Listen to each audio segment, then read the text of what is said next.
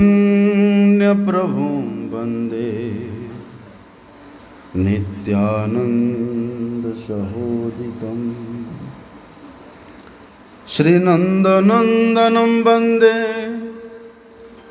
राधिका चरणद्वयं गोपीजनसमायुक्तं वृन्दावनमनोहरम्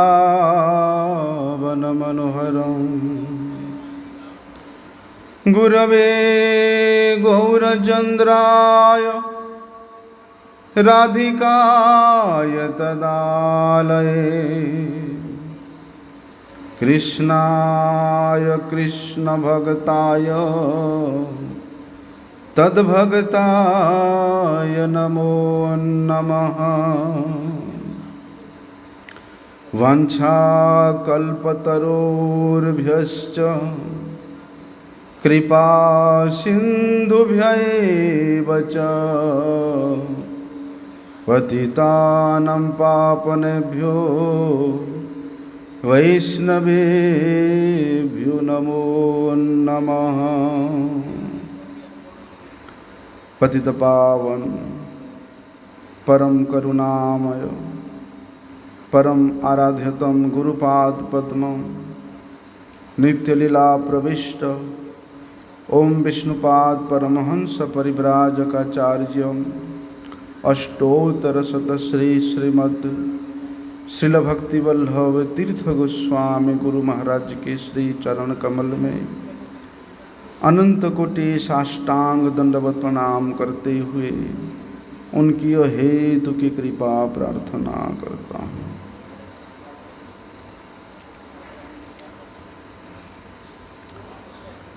हम लोग श्रवण कर रहे हैं श्री बलदेव जी के तत्व के विषय में। तो कल हम लोग श्रवण किया स एकाकी न रमते, वे भगवान अकेले क्रीड़ा करके आनंद प्राप्त नहीं कर पाते हैं, इसलिए वे भगवान अनादि काल से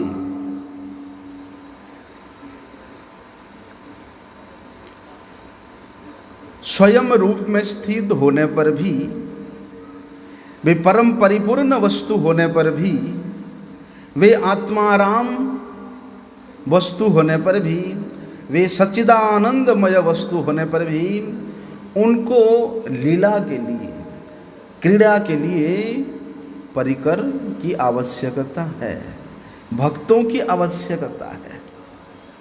इसलिए भगवान का जिस प्रकार से अनंत क्रीड़ा है,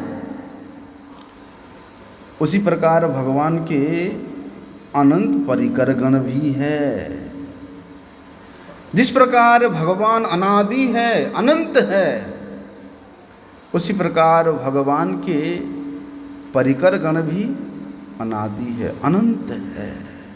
क्यों? क्योंकि वे परिकर गण के रूप में स्वयं भगवान ही अपने आप का विस्तार करते हैं। किसके द्वारा? चित शक्ति के द्वारा।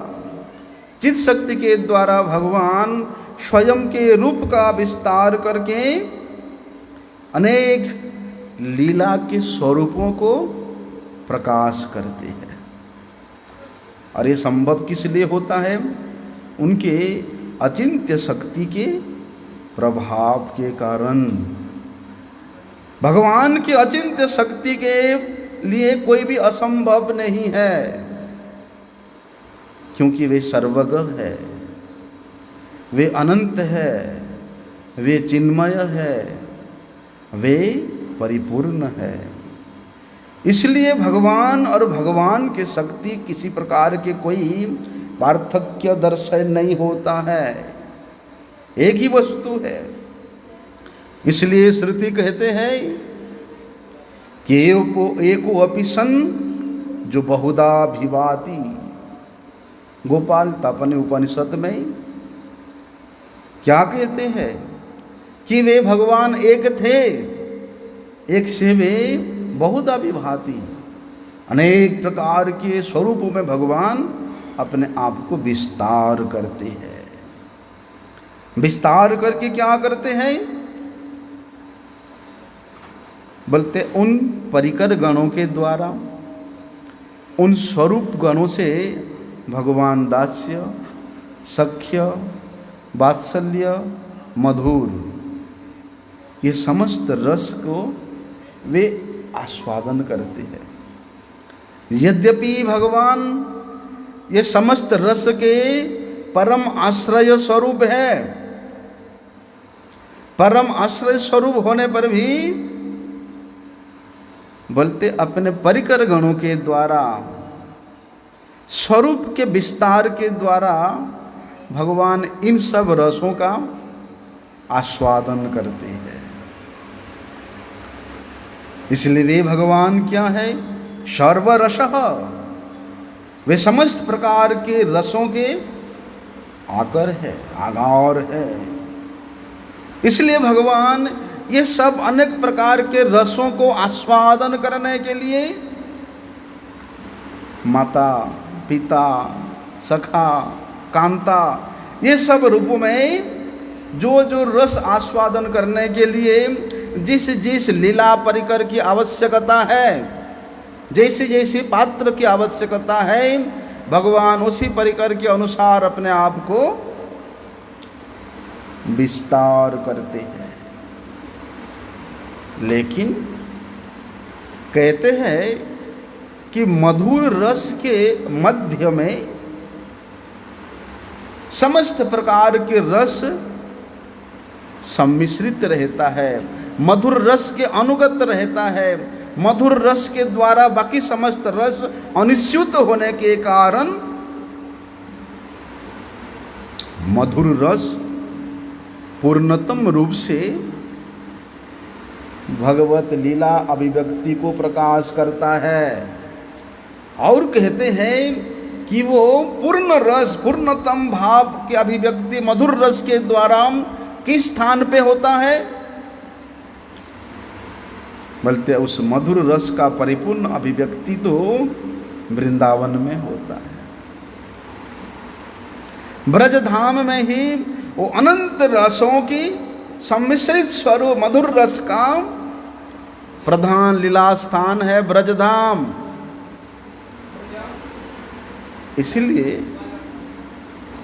जब भगवान श्री कृष्ण इस प्राकृत ब्रह्मांड में अवतरित होकर के लीला करने का इच्छा करते हैं और अपनी इच्छा को वे जब श्रीमती राधा रानी के सम्मुख प्रकाश करते हैं, तब श्रीमती राधा रानी क्या कहती है कि हे नाथ, जहाँ वृंदावन नहीं है, जहाँ जमुना नहीं है, जहाँ गिरि गोवर्धन नहीं है, जहाँ यमुना पुलिन नहीं है, वहाँ पर कैसी क्रीड़ा, कैसी लीला। इसलिए भगवान उस नित्य गोलोक से इस ब्रजधाम को यहाँ प्रकट कराते हैं।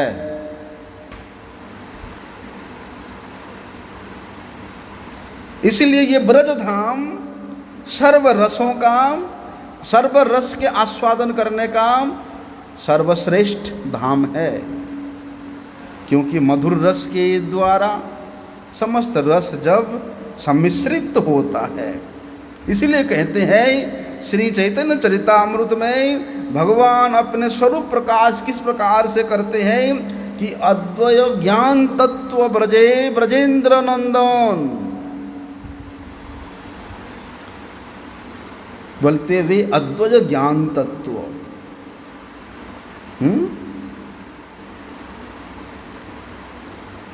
वे भगवान इस ब्रज में, इस वृंदावन में ब्रजेंद्र नंदन के रूप में विख्यात है। ब्रजेंद्र कौन है? श्री नंद महाराज, वे ब्रज के राजा हैं, उनके नंदन। इसलिए इस ब्रज में वे ब्रजेंद्र नंदन रूप में प्रतिष्ठित है। कौन? वे अद्वैतत्व वस्तु। कोई कहते हैं क्या उस परब्रह्म, उस अद्वैतत्व वस्तु भगवान मनुष्याकार रूप में अवतरित होते हैं तो क्या वे एक सीमा में आबद्ध नहीं हो जाते हैं? क्योंकि देखने में लगता है कि भगवान किस प्रकार है, द्विभुज है, गोप वेश है, बंसी वादन करने वाले हैं, नित्य तरुण है, श्याम सुंदर है, नराकार रूप में भगवान यहाँ प्रकट हुए हैं। तो इन सब स्वरूपों को विचार करने से मालूम होता है कि उस परम ब्रह्म जो कि अद्वैत तत्व ज्ञान वस्तु है, वे उस नराकार रूप में अवतरित होकर के क्या वे एक सीमा में आबद्ध नहीं हो जाते हैं? बोलते हैं कभी नहीं। भगवान अपनी अचिंत्य शक्ति के प्रभाव से, चावल डाल दो उसमें, चावल डाल दो उसमें। भगवान अपनी अचिंत्य शक्ति के प्रभाव से सब कुछ करने में समर्थ है। अगर उनके पक्ष में, उनके विचार में किसी प्रकार के विरुद्ध धर्म भी कोई प्रतिस्थापन करता है तो भी भगवान उस अचिंत्य शक्ति के प्रभाव से वे समस्त प्रकार के विरुद्ध धर्म का आश्रय भी है। इसलिए भगवान कभी भी किसी भी रूप में प्रकट हुए, कैसी भी क्रीड़ा करे, कैसी भी लीला करे, वे हमेशा असीम ही होता है। एक सीमा के अंदर में कभी भी परिवर्तित, बंधित नहीं होता है। इसलिए तो उस विभुत्व वस्तु को, उस अनंत वस्तु को, उसके स्वरूप धर्म के विषय में क्या बताया कि वे भगवान सर्वगः है।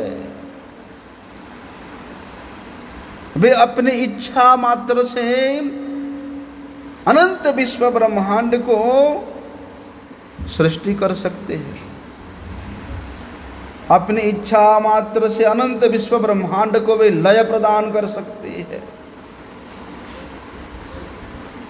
इच्छा मात्र से वे सर्वत्र गमन कर सकते हैं।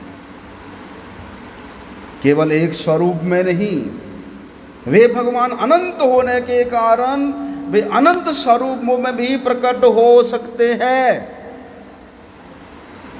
उनके क्रीड़ा में, उनके स्वरूपों के विस्तार में किसी प्रकार कोई सीमा की आबद्धता नहीं है।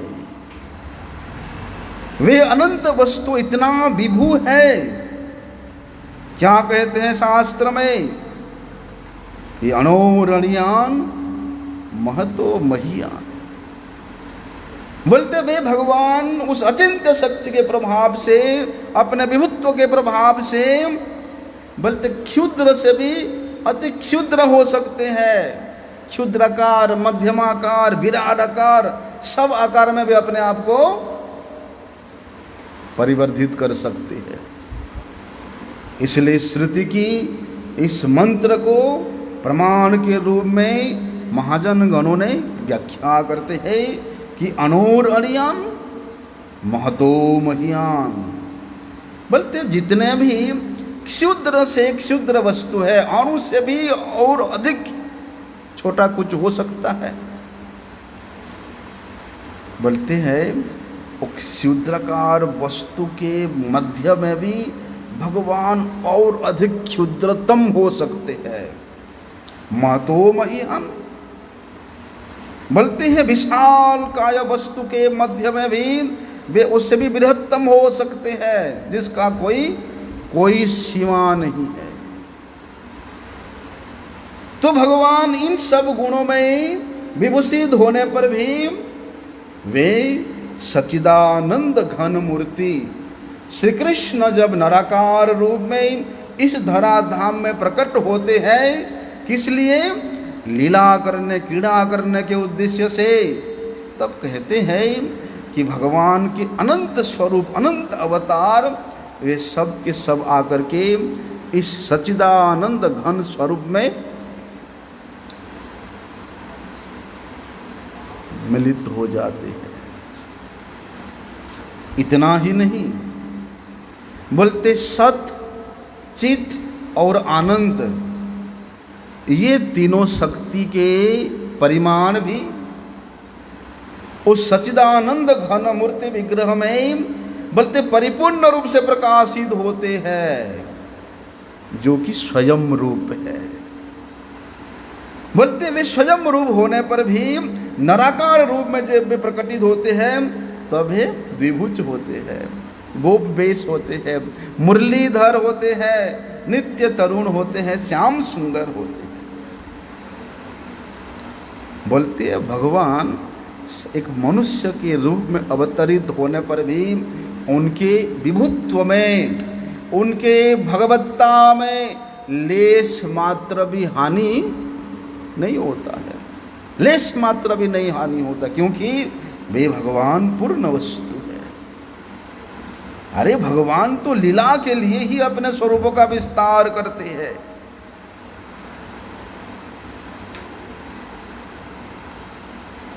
वे भगवान ऐश्वर्य से परिपूर्ण है। किस प्रकार के ऐश्वर्य से? बोलते चित ऐश्वर्य से पूर्ण भगवान परब्रह्म श्री कृष्ण भगवत्ता का विस्तार करते हैं। तपसा चियते ब्रह्म, मुंड उपनिषद में वर्णन है कि तपसा चियते ब्रह्म, कि वे भगवान, वे परब्रह्म लीला के लिए अपनी ज्ञान शक्ति के परिचालना करते हैं। किस प्रकार से?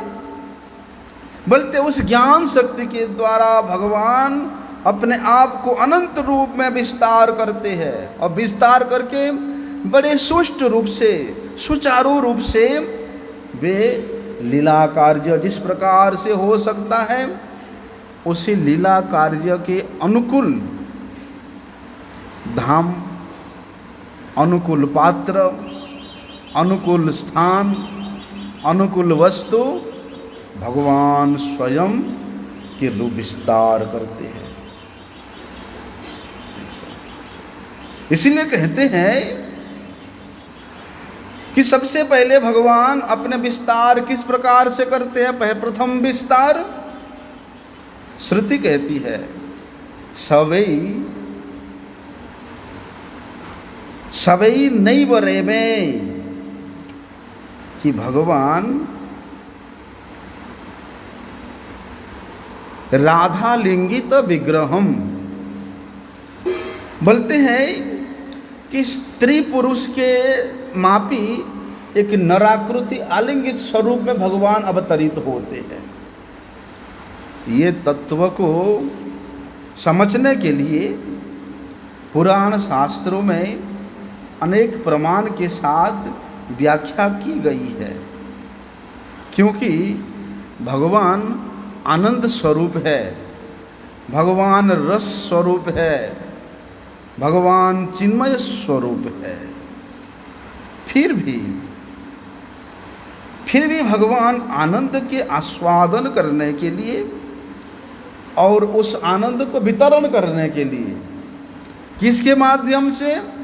बोलते हैं क्रीड़ा के माध्यम से, लीला के माध्यम से उस आनंद को वितरित करने, आस्वादन करने के लिए भगवान सबसे पहले अपने आप को विस्तार करते हैं। किस शक्ति के द्वारा? बोलते कि ह्लादनी शक्ति के द्वारा। वे ह्लादनी शक्ति मूर्तिमती होकर के भगवान के द्वितीय रूप में प्रकाशित होते हैं। बोलते हैं वे ह्लादनी शक्ति घनीभूत होकर के मूर्तिमती रूप में प्रकट होती है। वो कौन है? ह्लादिनी शक्ति स्वरूपा वृषभानुनंदिनी श्रीमती राधा रानी। तो श्री कृष्ण एक से दो हुए। दूसरा मूर्ति कौन है? श्रीमती राधा रानी। इसलिए चैतन्य चरितामृत में श्री स्वरूप दामोदर गोस्वामी के द्वारा लिखित जो कर्चा है, उस कर्चा के माध्यम से कविराज गोस्वामी जी वहाँ पर वर्णन करते हैं। क्या वर्णन करते हैं? कि राधा कृष्ण प्रणय विकृति ह्लादिनी शक्ति अस्मात् एकात्मनावपि भूवि पूरा देह भेदम गतौ तौ। बोलते हैं एक ही शक्ति है, ह्लादिनी शक्ति। उस ह्लादिनी शक्ति के द्वारा आह्लादिनी स्वरूपा श्रीमती राधा रानी को प्रकाश करते हैं भगवान। किस लिए प्रकाश करते हैं? उस शक्ति के माध्यम से आनंद का आस्वादन करना और आनंद का आस्वादन कराना। इसलिए श्रीमती राधा रानी का स्वरूप श्री कृष्ण की प्रेम से गठित है। श्री कृष्ण प्रेम की परिणति है ये ह्लादिनी शक्ति, आह्लादिनी शक्ति। और यही ह्लादिनी शक्ति यहाँ क्या हो रहा है? श्री कृष्ण के साथ एकीभूत होकर के पहले होने पर भी विलास करने के रूप इच्छा से अभी दो मूर्ति हो गई हैं। विलास करने के इच्छा से वे कृष्ण भिन्न मूर्ति के रूप में प्रकाशित होते हैं। और वो जो भिन्न मूर्ति अभी है श्रीमती राधा रानी। इसलिए कहते हैं कि सृष्टि से पहले भगवत्ता का विस्तार श्री राधा कृष्ण जुगल मूर्ति के रूप में पहले से ही प्रकटित हुआ था, सृष्टि से पहले। इसलिए श्री भगवान अपनी आह्लादिनी शक्ति के द्वारा श्री राधिका के रूप में, दूसरी मूर्ति के रूप में, द्वितीय मूर्ति के रूप में प्रकाशित होने पर भी भगवान में ह्लादिनी शक्ति का ह्लास नहीं होता है। यद्यपि भगवान वही ह्लादिनी शक्ति के द्वारा दो हो गए, अर्थात वही ह्लादिनी शक्ति राधिका के रूप में प्रकट हुआ है, लेकिन होने पर भी भगवान में जो ह्लादिनी शक्ति पहले से विराजमान है उसमें लेश मात्र भी हानि नहीं होता है, कमी नहीं होता है, क्योंकि वे भगवान अनंत है। इसलिए उनके ह्लादिनी शक्ति भी अनंत है। इसलिए अनंत से अगर अनंत का वियोग हो जाए तो अनंत ही रहता है। पूर्णस्य पूर्णमादाय पूर्णमेव अवशिष्यते। श्री राधिका के रूप में अपना प्रकाश करने के बावजूद भी भगवान के मध्य में अनंत ह्लादिनी शक्ति विद्यमान रहता है। अभी भगवान श्री कृष्ण वही ह्लादिनी शक्ति स्वरूपा श्रीमती राधा रानी के साथ अनेक प्रकार की लीला के माध्यम से, क्रीड़ा के माध्यम से आनंद का, रस का आस्वादन करते हैं। उसके बाद क्या होता है? बोलते लीला के विस्तार के लिए, लीला के विस्तार के लिए भगवान के ये संधिनी शक्ति श्रीमती राधा रानी क्या करते हैं?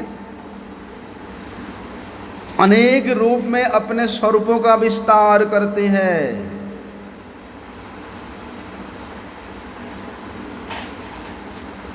परस्पर तो आनंद आस्वादन होता है, लेकिन लीला विस्तार करने के लिए श्री भगवान संधिनी शक्ति के द्वारा परोव्योम से ऊपर जो ऊर्ध्वलोक है, जिसको कृष्णलोक कहते हैं, उस कृष्णलोक का विस्तार करते हैं। किसके द्वारा? संधिनी शक्ति के द्वारा। आगे आएगा विषय। और ये संधिनी शक्ति के अधिष्ठात्री देव है श्री बलदेव जी, शंकरसन जी। इसलिए कृष्णलोक के अंतर्गत में ही गोलोक आता है। कृष्णलोक के अंतर्गत में ही ये गोकुल नाम का निज धाम है। और उस नित्य गोकुल में भगवान श्री कृष्ण श्री राधिका के सहित नित्य आनंद प्राप्त करते हैं। अभी लीला की परिपुष्टि करने के लिए क्या होता है? श्रीमती राधा रानी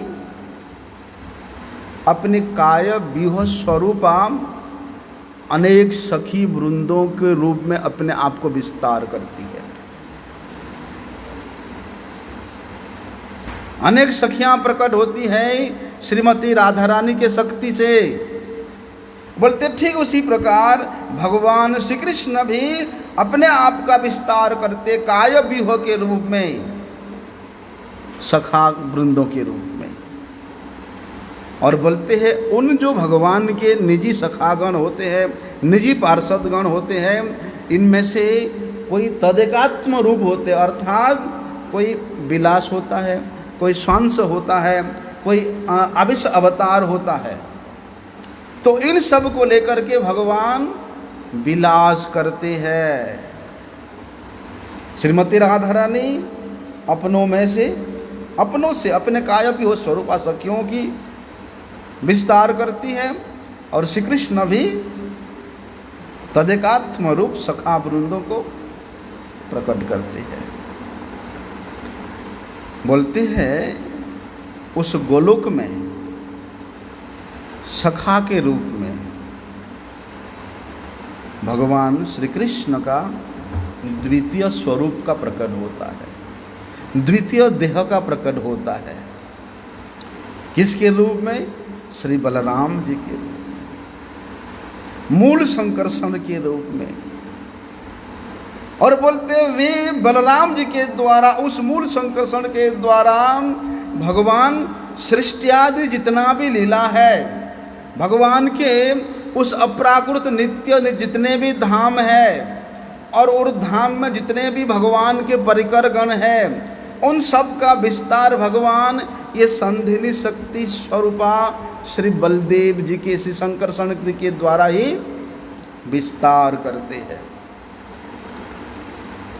अभी मैं थोड़ा सा बताता हूँ भगवान के उस नित्य धाम कैसा, किस प्रकार का है, कैसा वहाँ का गठित हुआ है।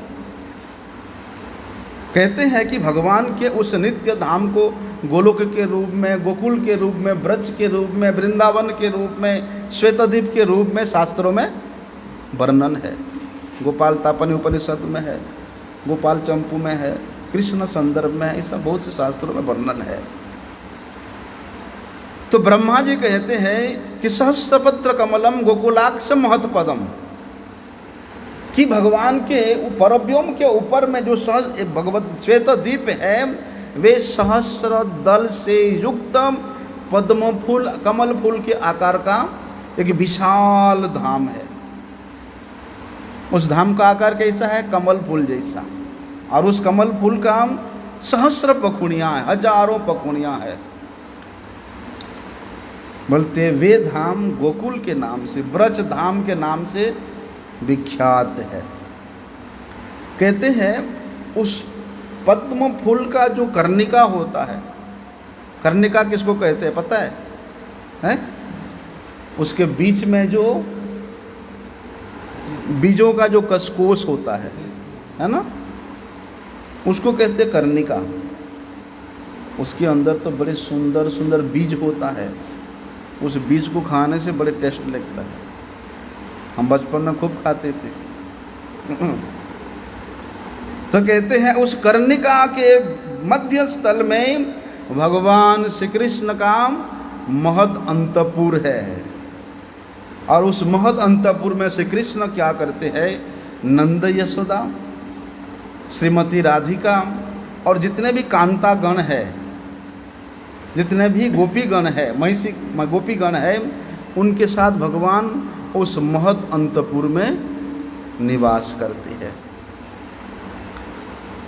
अभी पद्म, उस कमल फूल का जो किंजल का है, किंजल का मतलब उसमें केसर रेणु होता है, देखा आपने हैं? पद्म फूल के मध्य में केसर जैसा पुष्प रेणु होता है, हैं? बोलते उस स्थान में भगवान के परम प्रेम भाजन गोपगण रहते हैं, सखागण रहते हैं। बोलते ये जो पद्म फूल के मापी जो भगवान का धाम है, उस पद्म फूल के पत्र जो है, वो पत्र स्थानीय जो स्थान है उसको गोकुल कहते हैं।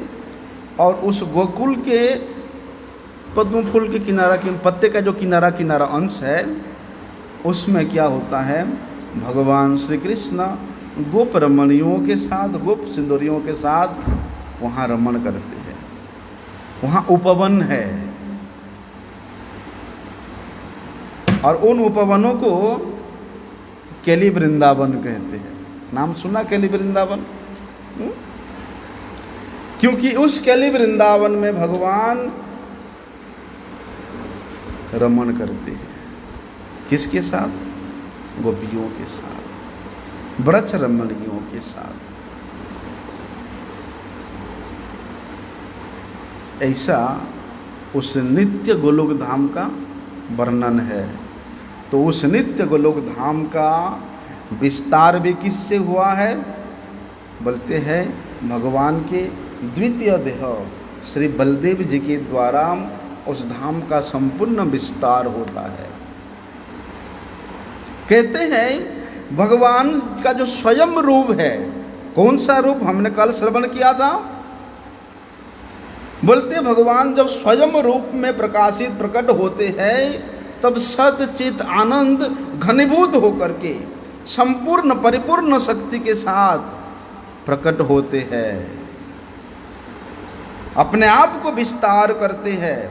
बोलते उस भगवान श्री कृष्ण अपने नित्य धाम निज धाम में श्री कृष्ण लोक के अंतर्गत गोकुल में, केवल गोकुल में ही भगवान वहाँ स्वयं रूप से विलास करते, मथुरा में, यहाँ द्वारिका में नहीं। बोलते उस गोकुल से ही भगवान का काय व्यूह स्वरूप उनका द्वितीय देह श्री बलराम जी, उस गोकुल में श्री बलराम जी फिर भगवान के माता पिता नंद यशोदा और सखा वृंदों का प्रकाश होता है। और उस गोकुल में ही श्री राधिका अपने काय व्यूह स्वरूपा सखी वृंदों को भी प्रकाश करते हैं और स्वयं रूप श्री कृष्ण के साथ उस गोकुल में वे नित्य विहार करते हैं। अभी विचार करने बात है कि भगवान उस गोकुल में अनेक वैचित्र्य से संयुक्त अनेक प्रकार की लीला का विस्तार करते हैं, लेकिन कृष्णलोक के अंतर्गत में जो मथुरा और द्वारिकापुरी आता है, उस मथुरा और द्वारिकापुरी में भगवान चतुर्व्यूह के रूप में आत्म प्रकट करते हैं। पता है चतुर्व्यूह हैं? वासुदेव, संकर्षण, प्रद्युम्न और अनिरुद्ध। ये प्रथम चतुर्व्यूह के रूप में भगवान कहाँ अपने आप को प्रकाशित करते हैं? उस कृष्णलोक के अंतर्गत में जो मथुरा और द्वारिका है, वहाँ पर। तो भगवान के ये चतुर्व्यूह में से जो प्रथम व्यूह है वो है वासुदेव। अरे वासुदेव कौन है? ये देवकी के गर्भजात वसुदेव का पुत्र है। लेकिन ये ब्रजेंद्र नंदन श्री कृष्ण के प्रकाश रूप है, इसलिए स्वयं श्री कृष्ण ही वासुदेव है, कोई भेद नहीं है। वे कृष्ण के अंश नहीं है, वे पूर्ण तत्व है, परिपूर्ण तत्व है वे वासुदेव। लेकिन थोड़ा सा वहाँ विभेद है। क्या? ब्रजेंद्र नंदन विभुज है, गोप वेश है, गोप अभिमान रहते हैं। लेकिन वासुदेव कभी द्विभुज होते हैं, कभी चतुर्भुज होते हैं, कभी शंख चक्र गदा पद्म धारण करते हैं, क्षत्रिय वेश धारण करते हैं और अपने आप को क्षत्रिय अभिमान करते हैं। लेकिन ब्रजेंद्र नंदन अपने आप को ग्वाला अभिमान करते हैं, गोप अभिमान करते हैं। द्वितीय व्यूह क्या है? संकर्षण। बोलते संकर्षण कौन है? बोलते हैं जो बलराम स्वयं रूप में ब्रज में, कहाँ पर? वृंदावन में स्वयं रूप से मूल संकर्षण रूप में भगवान श्री कृष्ण का लीला में सहायता करते हैं। वे संकर्षण, वे बलराम ही यहाँ पर उस कृष्ण लोक के अंतर्गत मथुरा द्वारिका में संकर्षण रूप से आत्म प्रकाश करते हैं। समझ में आया? बोलते हैं इनके भगवान श्री बलराम में और उनके प्रकाश स्वरूप संकर्षण में किसी प्रकार का भेद नहीं है। ना उनके वर्ण में भेद है, ना उनके आभूषण में, ना उनके अंग सन्निवेश में भेद है, कुछ भेद नहीं है। लेकिन पार्थक्य नहीं होने पर भी दोनों द्विभुज है, दोनों का वर्ण श्वेत वर्ण है। लेकिन एक ब्रजविलासी बलराम है और एक मथुरा द्वारिका विलासी संकर्षण है।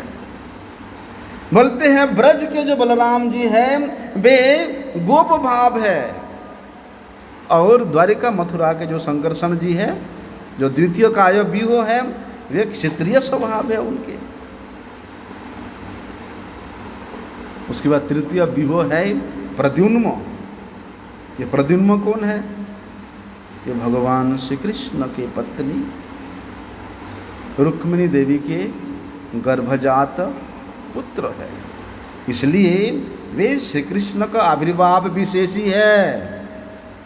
और चतुर्थ व्यूह है अनिरुद्ध, भगवान श्री कृष्ण का पौत्र है प्रद्युम्न। प्रद्युम्न का पुत्र है अनिरुद्ध, इसलिए एक प्रकार से वे भी श्री कृष्ण का ही आविर्भाव विशेष है। बोलते इस प्रकार उस द्वारिका में चतुर्व्यूह उस कृष्ण लोक के अंतर्गत में जो मथुरा और द्वारिका है, और उस मथुरा द्वारिका में ये जो चतुर्व्यूह प्रकट हुए हैं ये मूल चतुर्व्यूह है। और इन मूल चतुर्व्यूहों से फिर अन्य चतुर्व्यूहों का, क्योंकि अनंत ब्रह्मांड है,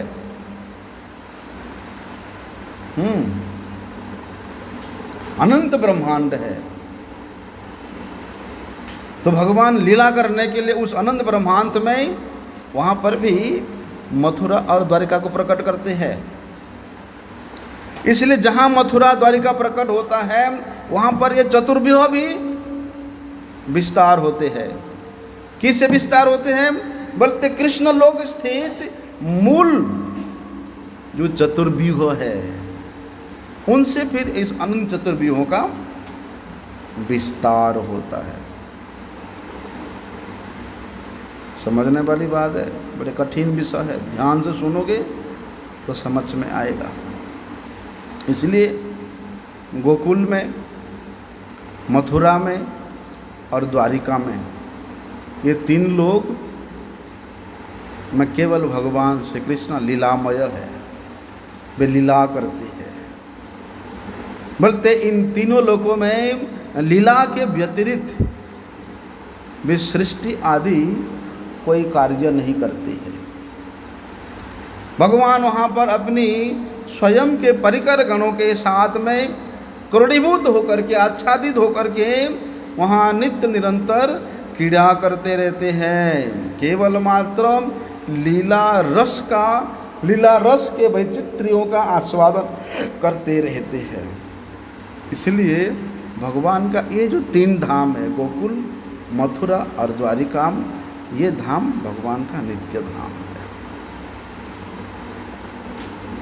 बोलते ये तीनों धाम में लीला के तारतम्य के अनुसार भगवान के ऐश्वर्य का भी प्रकाश होता है, हैं? किस प्रकार से? देखो, द्वारिका का जो लीला है वे ऐश्वर्य प्रधान लीला है।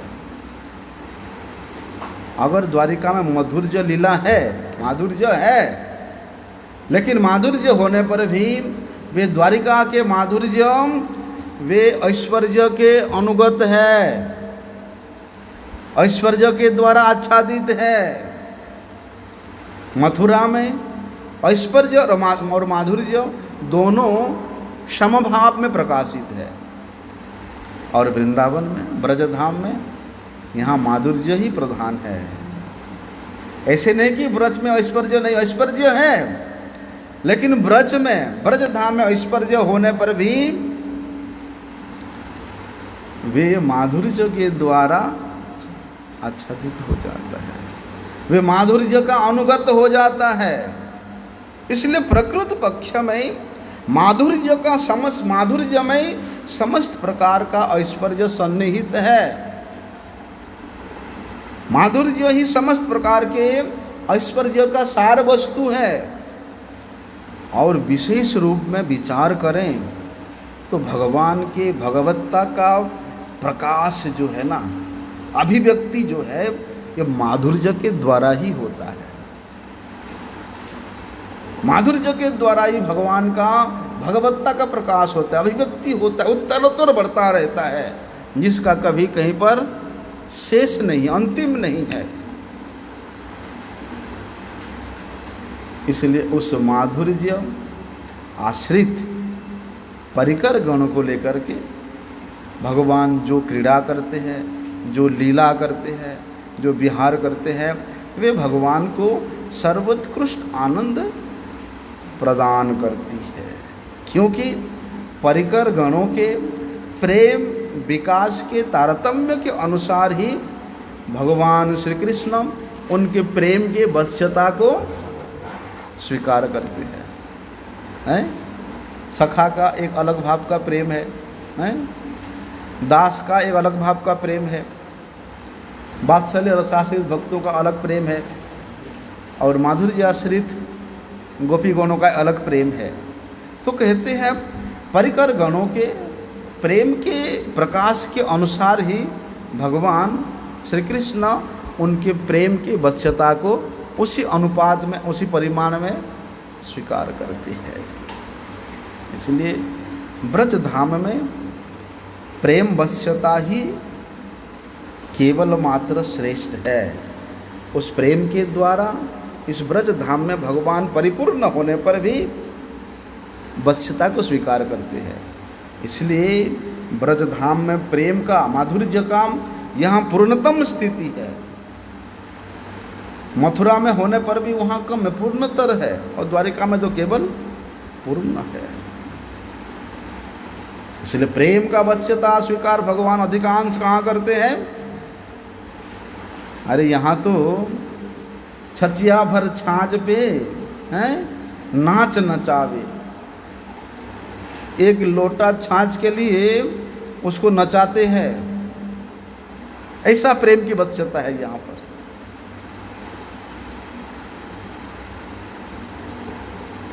है कि नहीं? और कहते हैं कि उस गोकुल में, मथुरा में और द्वारिका में लीलामय भगवान श्री कृष्ण जिस प्रकार से अपने स्वरूपों का विस्तार करते हैं, उसके अनुरूप भगवान परव्यम में भी अपने स्वरूपों का विस्तार करते हैं।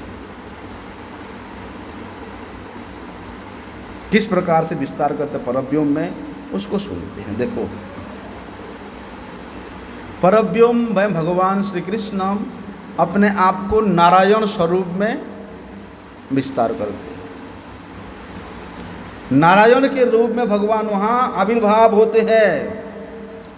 बोलते ये जो नारायण है ये भगवान श्री कृष्ण से अभिन्न है, वे श्री कृष्ण के विलास रूप है। इसलिए वहाँ पर नारायण शंख चक्र गदा पद्म धारण करके हुए चतुर्भुज मूर्ति है, और उनके साथ भगवान का 3 प्रमुख शक्ति, क्या क्या? श्री शक्ति, भू शक्ति और लीला शक्ति। बोलते ये 3 शक्ति भगवान नारायण का वहाँ चरण सेवा करते हैं। श्री शक्ति क्या है? श्री शक्ति समस्त प्रकार के सौंदर्य और संपत्ति का अधिष्ठात्री है, और वे श्री लक्ष्मी के रूप में अनेक प्रकार के सेवा के उपकरणों के द्वारा भगवान नारायण का नित्य निरंतर चरण सेवा करती रहती है। बोलते हैं वे श्री शक्ति, वे लक्ष्मी स्वरूपा शक्ति, वे चतुर्भुजा है, सोने के मापी उनका अंग की रंग है, स्वर्ण प्रतिमा सदृश है, और नित्य नव यौवना है। वे लक्ष्मी जी हमेशा वे भगवान के विलास मूर्ति नारायण के वाम पास में अवस्थित रहती। भू शक्ति कौन है? बोलते भू शक्ति इस जगत की सृष्टि और स्थिति का अधिष्ठात्री देवी है। सृष्टि स्थिति प्रलय साधन शक्ति रेखा, जगत की सृष्टि स्थिति के अधिष्ठात्री देवी है, वे हैं भू शक्ति। और लीला शक्ति ये भगवान नारायण के लीला विधायिनी शक्ति है। भगवान नारायण जितना भी लीला करते हैं उन सब लीला को योगमाया के रूप में ये विधान करती है। इसलिए भू शक्ति और लीला शक्ति ये मूर्त विग्रह के रूप में जो श्री शक्ति है लक्ष्मी देवी के दोनों ही पार्श्व में विराजमान रहती है।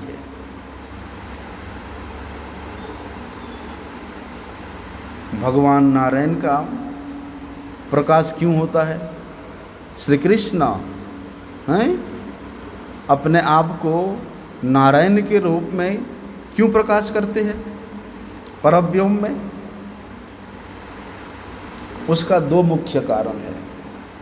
एक तो जितने भी ऐश्वर्यात्मिका लीला का आस्वादन करना होता है, मुख्य कारण है कि ऐश्वर्य आश्रित लीलाओं को संपन्न करने के लिए भगवान नारायण के रूप में प्रकट होते हैं।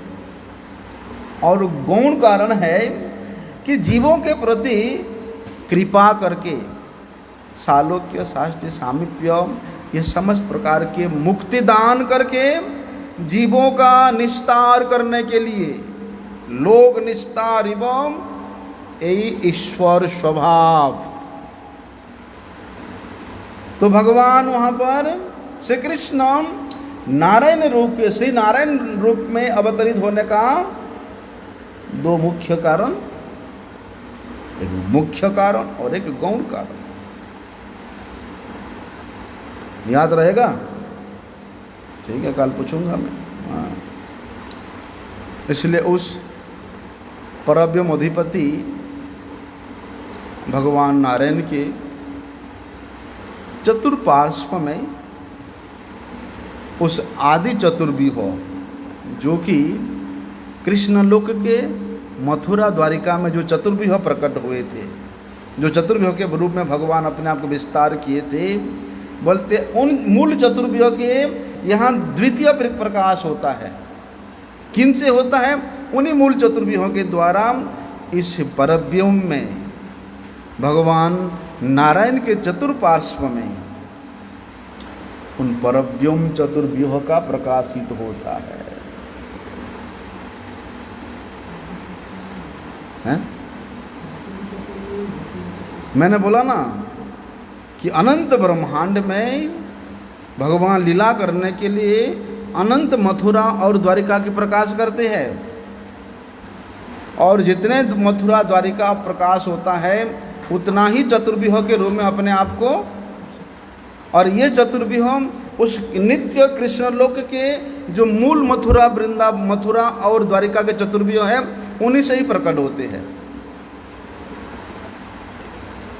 इसलिए ये परव्योम में जो चतुर्व्यूह प्रकाशित होते हैं इनको परव्योम चतुर्व्यूह के रूप में जाना जाता है।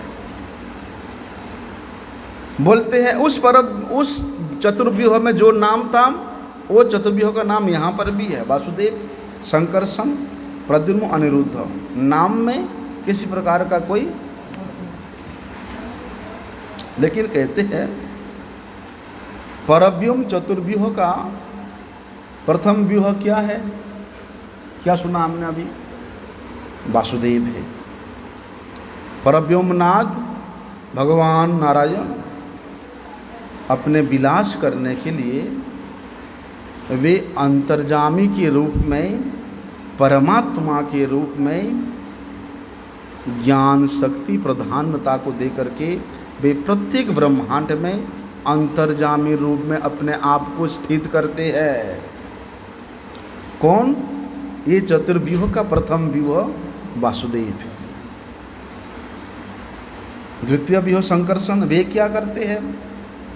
ये तो भगवान वासुदेव के विलास है। भगवान वासुदेव के विलास करने में और समस्त जीवों के प्रकट करने में, समस्त जीवों को प्रादुर्भाव कराने में ये मूल है। कौन? ये संकर्षण जी। इसलिए इनको कहीं कहीं जीव के रूप में भी वर्णन किया जाता है। बोलते ये जो संकर्षण है ये क्रिया शक्ति के प्रधान स्वरूप है। इस अनंत विश्व ब्रह्मांड में जितना भी जीव देख रहे हो और उन जीवों में जितना भी क्रिया देख रहे हो, चलना फिरना, बात करना, खाना पीना, जो भी क्रिया है, बोलते ये सब क्रिया किसके कृपा से होता है? संकर्षण जी की कृपा से। इसलिए उनको महासंकर्षण के रूप में भी बोला जाता है। बोलते भगवान श्री कृष्ण का इच्छा शक्ति, वासुदेव के ज्ञान शक्ति और महासंकर्षण के ये क्रिया शक्ति, ये तीन शक्ति मिल करके ये सृष्टि के कार्य को संपादन करते हैं। इसलिए कविराज गोस्वामी जी ने चैतन्य चरितामृत में वर्णन किया, क्रिया शक्ति प्रधान संकर्षण बलराम, प्राकृत सृष्टि करेन निर्माण। बोलते क्रिया शक्ति की जो प्रधान स्वरूपा है वे है बलराम जी, संकर्षण जी। बोलते उन्हीं संकर्षण के द्वारा चाहे प्राकृत सृष्टि हो चाहे अप्राकृत सृष्टि हो। अप्राकृत सृष्टि वे तो नित्य रहता है, जिसका कभी विलय नहीं होता है, फिर उसका सृष्टि कैसे? बोलते वे भी बलराम जी के द्वारा प्रकाशित होते हैं, वे तो नित्य है। इसलिए अहंकारेर अधिष्ठाता कृष्णेर इच्छायो गोलोक वैकुंठ सृजे चित शक्ति द्वारा।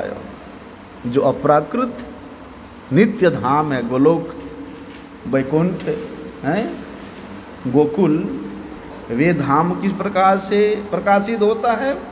भगवान के चित शक्ति के द्वारा। यद्यपि असृज्य नित्य चित शक्ति विलास तथापि संकर्षण इच्छा तार प्रकार। यद्यपि भगवान के उस नित्य धाम वे असृज्य है, सृष्टि नहीं किया जा सकता, वे तो नित्य है, नित्य चित विलासमय है। फिर भी संकर्षण जी सेवा करने की इच्छा से, संकर्षण जी का मूल उद्देश्य क्या है? उस पर ब्रह्म भगवान श्री कृष्ण का सेवा करना। केवल सेवा नहीं, अनेक रूपों में संकर्षण जी अपने आप को विस्तार करके उस परब्रह्म अधिपति भगवान का सेवा करते हैं। बोलते इसी क्रिया शक्ति को प्रयोग करके महासंकर्षण जी क्या करते हैं? प्राकृत सृष्टि करते हैं और आनंद कोटि माइक ब्रह्मांडों की सृष्टि करते हैं। तो ये जो अनंत ब्रह्मांड है ये किसका शक्ति है? ये संकर्षण जी का शक्ति है, क्योंकि संकर्षण जी क्रिया शक्ति के मूल अधिष्ठात्र देव है। इसलिए अप्राकृत सृष्टि अगर नहीं होता है तो फिर यहाँ पर कविराज गोस्वामी जी ने किस प्रकार से वर्णन किया है अप्राकृत सृष्टि के बारे में, हैं?